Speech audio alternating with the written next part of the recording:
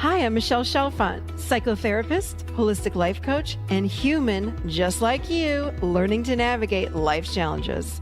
With over 25 years experience, I teach people how to get healthy using the adult chair model. The adult chair model is where simple psychology meets grounded spirituality, and it teaches us how to become healthy adults. From anxiety and depression to codependency and relationship issues, you can use the adult chair for just about anything. Each week, I share practical tips, tools, and advice from myself and a wide range of experts on how to get unstuck, how to live authentically, and how to truly love yourself, all while sitting in your adult chair.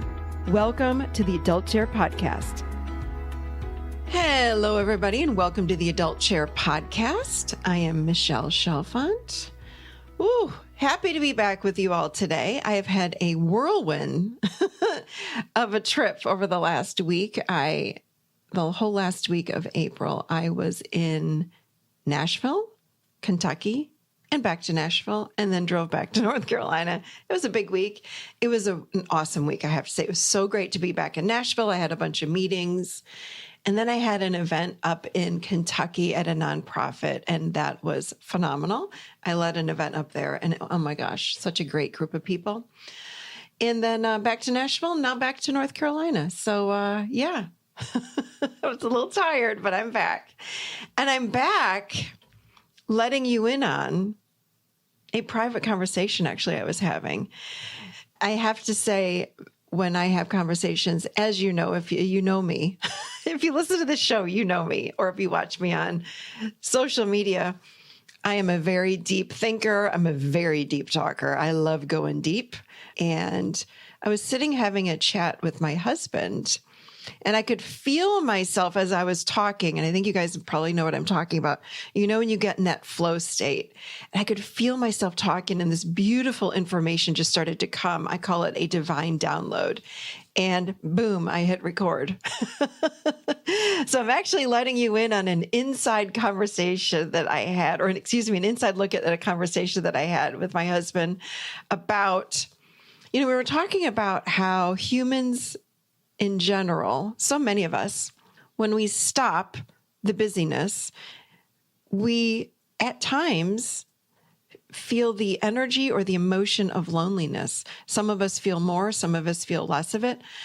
But there's loneliness that happens. There's a feeling of being separate. There's a feeling of even wanting to understand how do we attain things or find happiness outside of self. And, these are the conversations I have at home on a Saturday morning over my coffee. We were doing a coffee chat as we do every weekend. And this is what we were talking about. And let me just tell you, the information that came through was all about really, how do you develop a practice of connecting deeper into the soul, connecting into that stillness, because that's where the magic happens. Most of us as humans, we look outside of ourselves for happiness, for connection, which of course we need that. We need to look outside of self. We connect with other humans for sure. But when we can connect to that thing inside of us, oh my goodness, magic. It is where loneliness does not exist. It is where our questions to whatever you're going through are answered. Connecting deeper within the self is, oh my gosh, it's even hard to put it in words. And I think you guys know what I'm talking about when you connect to these really beautiful spiritual places that we have inside of self. But we talked also about in this conversation, really working to transform the ego and how we live from the ego so much just because we're human. And how do we transform that? So there's a lot of great stuff that came through, and I'm so happy to share this with you guys. I really think you're going to enjoy it. And as you know, on this podcast, I'm not just about talking. I don't share things with you all just for the sake of sharing them. I like to give you the how. How do you do this? So it's not just about that you should, I don't like that word, as you know, but should connect with a deeper part of self. I talked to you in this show today about how, and it's not meditation. Have I piqued your interest? I hope I have.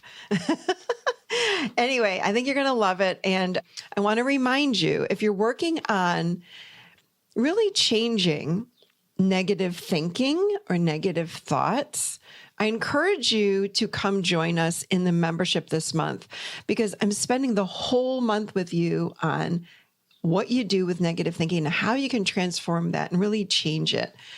I give you so much. We do a live teaching, meditation, live Q&A, weekly discovery work, mindfulness work. There's a lot that happens. Everything is recorded.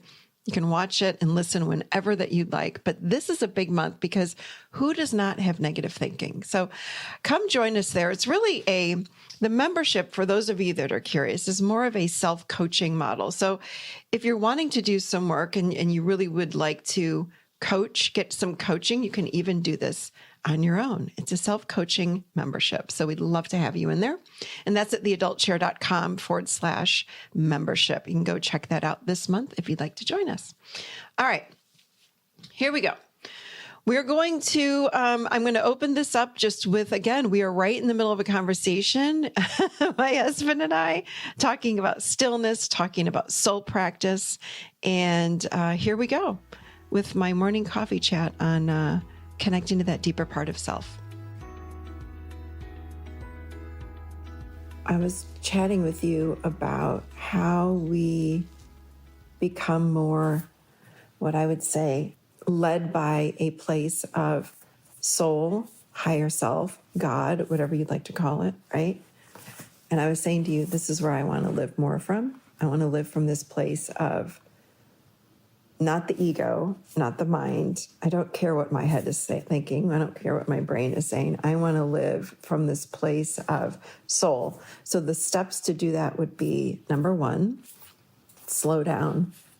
We have to slow down, because when we slow down, here's the thing I also want to say. The soul is never not with us. The human body is a garage for the soul. When we're born, this human body, and the soul is an energy form. So the human body comes in as the garage for the soul while we live as humans. And the soul is always there. And the ego forms, of course, early childhood and develops. And so does the brain, and our mind, and everything, develops and grows as we age. But what happens is we lose connection with that soul. And, I believe that the soul is connected to that bigger thing, call it God, source, universe, but our soul is connected to all that is, to the unconditional loving source that we would call God. So that's the part that I want to be guided by every single day, every minute of the day, but we're not, because the ego comes in. Well, the ego doesn't come in, the ego is just always there, and we end up choosing the ego by default, because we don't know any better. We lose so much connection with our true self, with the soul part of who we are, with that, our pure essence in childhood. And as adults, I find we're all trying to get this back. We want to live with more peace, with more happiness, with more of that present moment awareness, and we lose it. The ego takes us out of the moment and lives in past and future. And what we want to do, so here's some steps to living with the soul or God presence in everyday moment. And this is how we get it back. We want to, number one, you have to slow down. You have to slow down throughout the day, because the nervous system gets all charged up, of course, by the ego that's living in the future all the time. We're living in the past. So the nervous system is reflecting that, and it gets what I call hot. So it's like, it's always running like a motor running 100 miles an hour. This is why, we aren't sleeping. This is why people have high blood pressure. This is why we're anxious, depression, all of these things. It's because we're looking for that connection that we've lost, and we don't know how to get it back. So this is how you get it back. Number one, slow yourself down. So something that I love to do, that I talk about all the time, are these micro moments throughout the day. So you can have micro moments of presence, micro moments of gratitude, and we do these things called transitions. So we stop when we are going from one activity to another. So this morning I fed the dogs, and then I walked outside and I said, oh, wait, I got to be still just for a few minutes. And you'd think, what's the big deal? I just fed the dogs.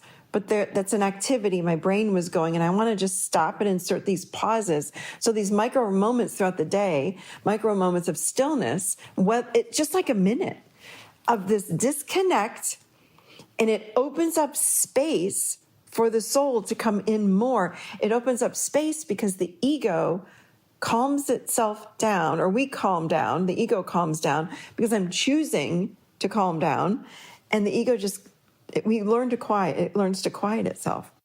So we need to create space throughout the day for this soul to come into our being more and more and more.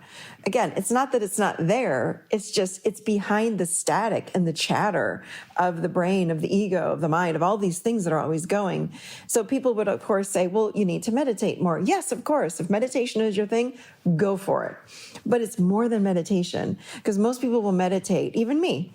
Let me go meditate. Let me get my morning meditation in. And what I found too over the years, I've done this a lot throughout my life. Like, let me get my morning meditation in. It's like a check mark, right? It's like, check that off. I'm going to check the box of my morning meditation. That's coming from the adolescent. Like, that's our ego oftentimes, even in meditation. So throughout the day, it's about being intentional and sitting with these micro moments of stillness throughout the day, because that starts to slow the nervous system down. That starts to tell the ego, adult me, I've got this. And you need to you can wait a minute, 1 minute. A micro moment of stillness is a minute.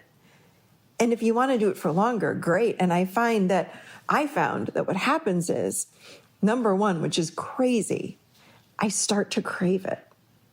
I was telling you this morning, I came downstairs, fed the dogs, and I was like, I'm going to go outside. And then I said, wait, I'm craving this moment of stillness, which was such a foreign feeling to me. I'm craving stillness? Like, what?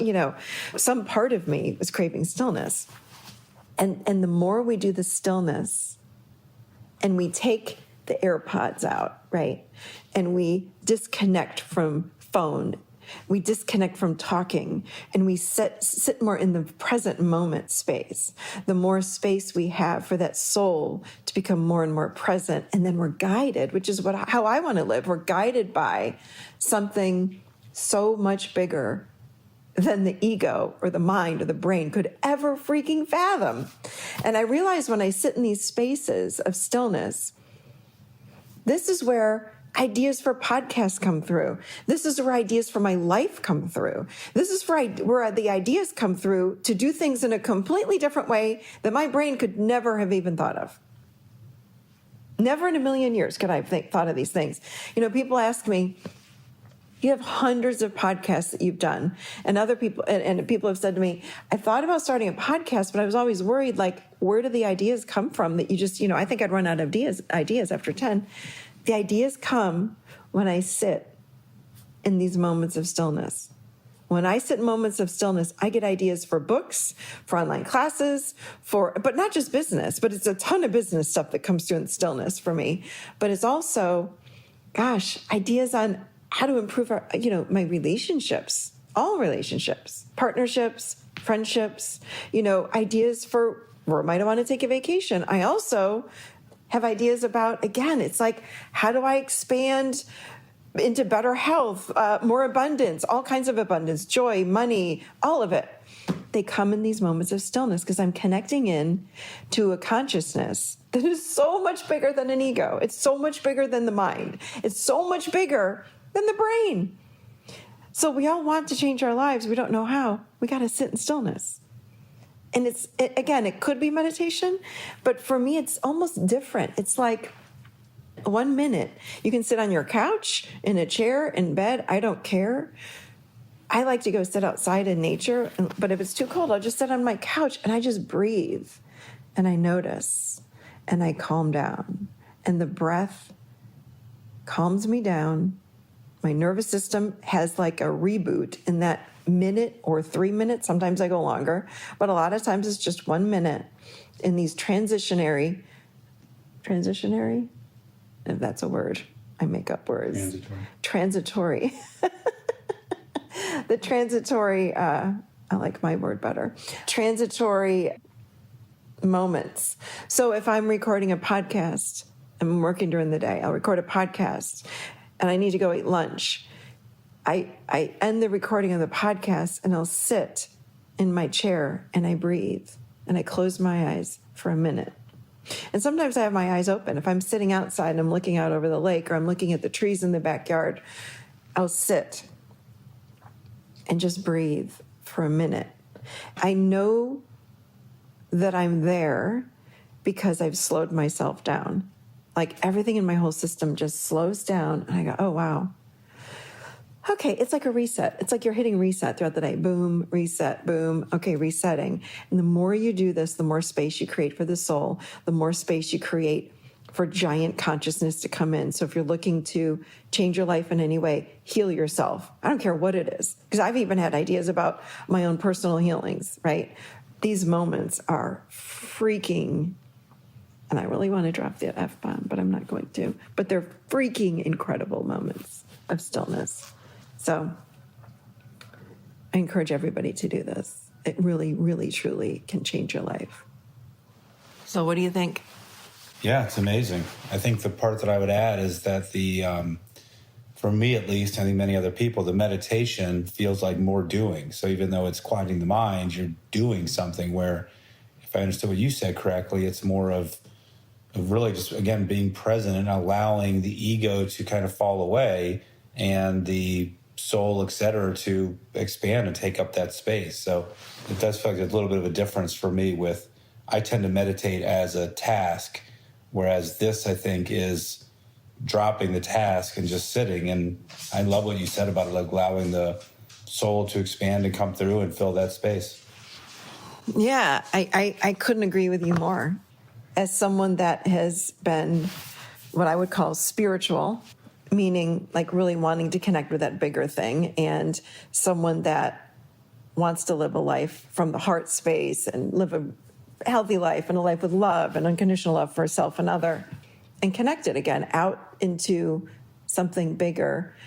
I've done for, I don't know, almost 30 years, practice some sort of meditation practice. And like I said earlier, oftentimes meditation it comes from the ego. It's like, because, the Harvard study shows, you should meditate every day and you're going to get, better sleep and lower blood pressure and all that stuff. But I'm not talking about that. And again, if you can do meditation, and people get so stressed around meditations, you know what I mean? People are like, well, I can't quiet my thoughts. And even if you do a guided meditation, they're checking it off the box. They're saying, okay, I did that, so now the rest of my day is going to be calm and quiet. It is not calm and quiet. I can do a beautiful meditation in the morning, whether it's guided or in stillness, for 10 minutes. And 15 minutes later, I can get a phone call and I'm totally thrown. That's why micro moments of stillness throughout the day, 1 minute. I'm not even suggesting that people do an hour. Again, what I'm suggesting is 1 minute. And hear me now, I'm not even saying a minimum of a minute. I'm saying 1 minute. If you crave and feel moved to do more than a minute, then do more than a minute. Like I said today, it was interesting. When I went outside today, and it was freezing out. I think the low today was it was cold this morning. This is the day it was like 35, and I didn't care. For me, I want to be in nature, so I sat on the back deck, and I bundled up. But I sat there and I looked out and I had my eyes open. Again, this is not something you have to even do with your eyes closed. You can do it with your eyes open. So I sat and I looked out and I was just breathing. And there was nothing else I had to do.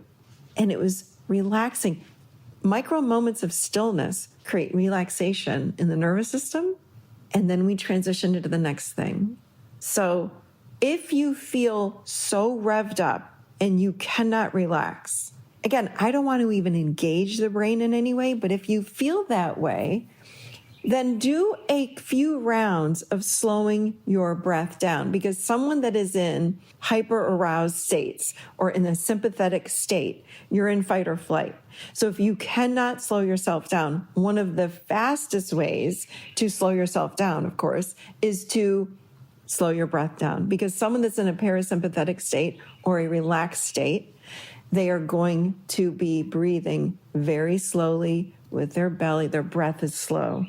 So if you can't slow yourself down, do that intentional breath for a few rounds until you start to feel yourself come down. And then do your 1 minute, your micro moment of stillness in that 1 minute, and notice the difference. But it's not anything from the ego, and that's the key. Well, and the other part I would add to that is that I like the idea of when you feel like you're revved up and all, that's the self-talk of the ego that's saying, like, you need to be doing something, you need to do this, we need to fix this problem, blah, blah, blah. And I like the idea of on the micro moments, actually, if you're trying to take a micro moment in your day and you can sense the self-talk, again, this, you've got to be doing stuff, etc., almost talking to that ego, that self-talk, and saying, hey, you know what? For like the next 2 minutes, just relax. Like in 2 minutes, I'll get back to you and we'll go figure out the world. But for the next 2 minutes, just take a little break for a second, right? And so a little bit of self-talk, back to the self-talk, to give yourself that space. I also like the idea, you said, a meditation practice, of this almost being like a soul practice, which is a different... Oh, I like that. Which is a different meaning, right? And the meditation practice, like you said, you often do get into, I need to be breathing from my stomach and I need to close my eyes and I need to... Soul practice, again, is really just asking the ego to take a little break for a few minutes and just sitting. And then I also thought one final thing, which is, for me, one of the, I think, really great ways to do soul practice, especially if you're in a spot that has this, is to take in like nature, like just to sit and observe nature. I know you love your birds and the sound of birds, but it's almost like, I think when you're in awe of nature, whether it's an ocean, whether it's a mountain, whether it's the trees in your backyard, whether it's the flowers blooming, but when you really are just sitting and appreciating those, for me, that feels like your soul coming through, right? I mean, your soul. Oh my God, yes, for sure. And for me, it is, I love my birds, but it's more than the birds. It is for me too. Like when I step outside on the deck, I can feel the energy of nature, and it just brings me down into this state of, again, I go into presence. I go into this. It feels like, I don't know, feels like heaven to me. That would be heaven. But going back to what you said earlier, it's almost like your soul, which has been covered over by all the ego chatter and the world chatter and what needs to be done and what's going on the news and everything else. And it's almost like when you do sit on the back porch, I can almost just imagine like the soul, like almost poking its head up out of the ground and being like, oh, wow, here I am, right? And I think that's that connection you're talking about, is that most of us don't have that contact with our soul nearly often enough because we're so busy with everything else that keeps the soul sitting there patiently waiting, right? It's not upset, it's not going anywhere. Yeah. But it's just patiently waiting, and we're missing that gift of actually interacting with our soul or having our soul come through. Yes, that's exactly what I'm talking about. The soul is always there. It's never not there, but we are so busy trying to make our lives happen and trying to do whatever we're doing in a day, taking care of our animals, our kids, our whomever. We're just busy. And we're busy because of the ego. That's it. That's it. And it's telling us to do this and that and live in the future and don't forget about this and this is bad and judging everything. That's just the ego. So we can live from this soul. I like this. It's a soul practice, really. I love this. So it's a soul practice versus a meditation practice. And it disengages the ego. This is really hitting me because I've said for years, don't do meditation from an ego state or from that adolescent chair. And I've done it many times. And I think so many people do. Oh, I'm a meditator. It's like part of our identity. Oh, I'm a meditator. That's great. Awesome. Do you meditate from a soul perspective or from the ego perspective? And again, I've done both. I mean, I'm guilty of doing both and feeling so proud. Oh, I checked it off the box, but then in an hour or 15 minutes, I'm off again. So this is about bringing in, and again, Graham, I love this because we're all looking for solutions to problems, right? As humans, we're looking for ways out of our suffering. We're looking for ways to fix whatever in our lives, to make whatever better, right? To find inspiration, to reignite our passion, to get help in our marriage, to get help with a friendship, to get help with a problem that we're having. And we look outside of ourselves to do that. And what I'm suggesting is, and I know it, and I know this because I practice this, and I'm not mastered it, but I'm working freaking hard to master this now, is to connect inside of self. And we do that through the stillness practice, and you will find all your answers there. And I'm going to say, I promise you, because this is where I get inspiration. I've had the same thought. And I remember way back when Pete came to me and he said, you need to do a podcast. And I said to him, where am I going to come up with content for a weekly podcast? Are you kidding me? And you know what? This is where I found the inspiration for that. When I've thought about issues we've had in our marriage, I've sat in stillness. This is where I come up with ideas. Maybe we should try this, maybe that. This is where I get like, oh, I didn't even think about that person. When I think about how I'm going to help my kids, when I think about anything that I'm having any kind of challenge with or needing inspiration on, I sit in stillness. And I know with my business, speaking of business, the moments where I work, and I have to be careful because I go into my workaholic mode and I don't take any breaks. And when I've done that in the past, I have less ideas. I have less inspiration. It's like that, the fire hose analogy. It's like I'm pinching the hose off, like there's no water coming out. But man, when I sit with stillness and my soul I'm able to listen to the soul, and the chattering is not loud from the ego. Holy moly, do I get ideas. I have to bring a notebook because the ideas come streaming through. And I crave more than a minute when I have time. But there are many days where I'm just doing 1 minute. Even if you can do 1 minute a day, it will start to change your life. 1 minute. But here's the thing. What I'm suggesting is that people do 1 minute every time, if they can do this, every time they transition. So like I said, I fed the dog. What am I going to do next? Well, I'm going to go for a walk. Well, 1 minute. Who doesn't have a minute, right? So even if you do it 10 times a day, it's 10 minutes total a day. But what I'm noticing again is that I start craving more when I have time. And there are some days where I might only do 1 minute 3 times a day because I am rushing from here to there. I have a dental appointment. I finished recording a podcast and I got to run out to a dental appointment, whatever. But I get those 1 minute moments in. So it's pretty freaking, amazing. This 1 minute of stillness. So the revolutionary part of this, as I listen to you speak, and you keep using the word do a minute, do.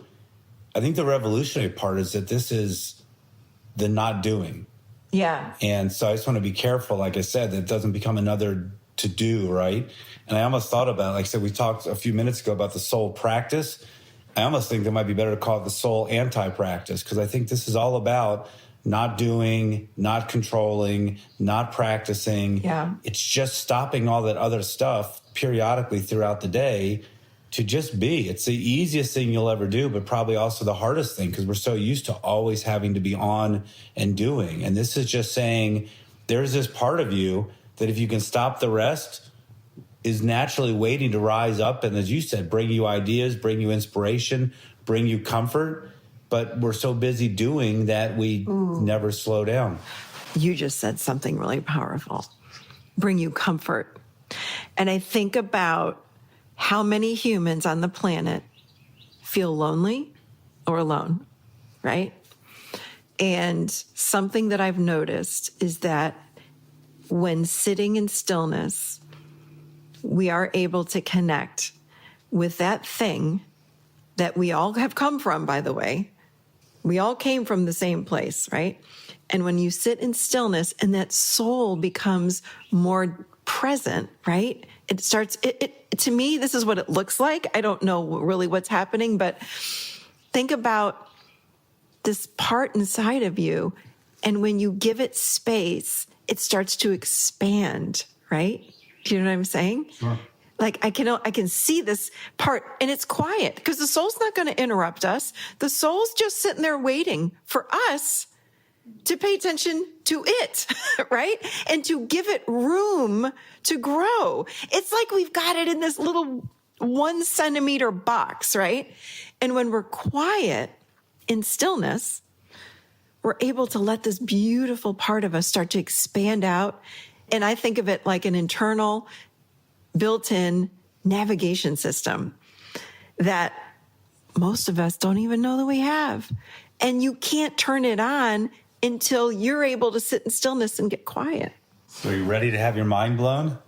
My mind? Are you ready to have your mind blown? That's hard to... Okay, Graham, let's hear it, Graham. All right, Chalfant. so taking just what you said there and saying, going back to the comfort, when the soul can come through and you can truly sit and have the soul as part of your life, there's just a comfort there. It's like coming home. So the mind-blowing part is the reason we as humans are doing, we're doing because we think by doing, what are we going to get? Yeah. The comfort. The comfort and the connection. We're chasing the comfort by doing, and by chasing it, we're losing it. We're going farther and farther away from it, which means we need more and more to do. We need more social media. We need more alcohol. We need more stimulation because we think by doing this, we're going to get to this comfort.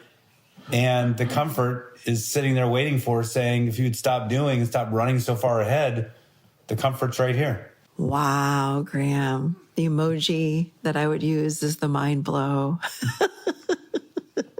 No. Yeah, I love that. It's true. I think about the clients that I've worked with over the years, and I definitely had clients over the years that have had wealth, like unlimited wealth. Insane amount of wealth. They came to me and they said, I don't know what's going on. I have so much. I have everything I could ever want, and I'm lonely and I'm unhappy. What's wrong with me? And I've said the same thing to them. You're looking outside of yourself for connection, for comfort, and what you're looking for actually is inside of you. And I mean, this is a spiritual, people that study any sort of spirituality would know this. But I guess what today I'm offering is a new way of getting there. It's 1 minute throughout the day of stillness. It's a new soul practice. We're going to call this thing. And I think I should set up a challenge, honestly, because I really think that it's life-changing. And I see how, gosh, we live so much in that ego because living in the future. I really see it. And the reason we live there is because we're trying to figure out how to create happiness, joy, connection, love, money, all of the crap, right? And it's the ego, it's the fool of the ego. The ego is fooling us, right? It's saying, well, if you had this, you'd be happy. If you had this, you wouldn't be lonely. If you had this, then you'd feel better. No, it's not true. We're looking for that connection home again, and home is right inside of all of us. And I think you just said it, is that I think that probably most religions, spiritual practices, life philosophies, call them what you want, I think they all talk about that. I mean, doesn't Christianity and the Bible, I think, say, like, be still and know that I am God? Yes. Like, I think most of the major religions and spiritual, I bet all of them touch on this because it is probably the wisest thing anybody could do to get in touch with their true nature and to have that comfort in the world. Very true. Very true. And the coolest thing, again, is that even the inspiration to talk about this today and to put it out there came from when I was just sitting here in stillness. Did I not just sit, Graham Chalfant, and say to you, hold on, I'm going to sit here just for a minute. And I remember I had my hand on my heart. I was just sitting here, even with you. And then I came out of it. And all of a sudden I'm like, hey, I really feel like I'd like to record something that I'm feeling right now about this. And here it is. And it's going to be a podcast, no doubt about it. This is good stuff. Thank you for sharing. And for your wisdom, James Graham Chalfant. Happy to be along for the ride. You're in the back seat, just saying. I'm driving. In the very back, the way back, the third row of the SUV. All right, everybody. That's all I got for you today. All right, you guys, I hope you enjoyed that. And I gave you some good food for thought. And I really, really hope that you practice micro moments of stillness in your day. It is powerful. And I will promise you, and I really believe this, I really say, I will promise you, if you practice this throughout your day, you're going to start connecting deeper and deeper and deeper into that beautiful inner part of yourself, what I call the soul. It's a big, beautiful part that is connected to something so much bigger than who we are. The access to information and knowledge and connection that we have when we go there is absolutely mind-boggling. So anyhow, hope you enjoyed the show. I'd love to hear what you think about the show. Today's show specifically, hit me up on Instagram at Michelle Chalfant, and I'm also on Facebook. Would love to connect with you there. All right, you guys, have an absolutely most beautiful week, and happy Mother's Day to all of our mothers out there. Sending all of you great love. I'll see you next week, seated right here in the adult chair.